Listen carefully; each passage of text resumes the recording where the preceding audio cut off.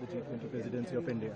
Well, we're quite delighted at the leadership demonstrated by Prime Minister Modi and demonstrated by the Indian government during its presidency of the G20.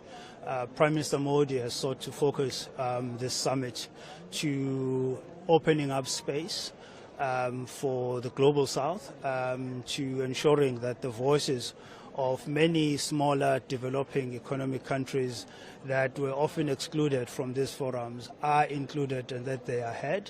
And so we are delighted at the development of the EU included as the member of the G20, and we are grateful to India's leadership in this regard.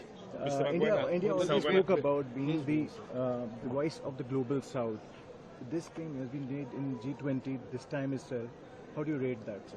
Well, it has always been important, and maybe put it this way, it was always a myth that you will have such forums for international economic cooperation running with the exclusion of large parts of the world.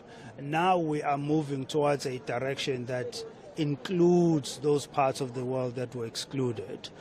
We share a lot of common challenges, particularly with respect to climate change.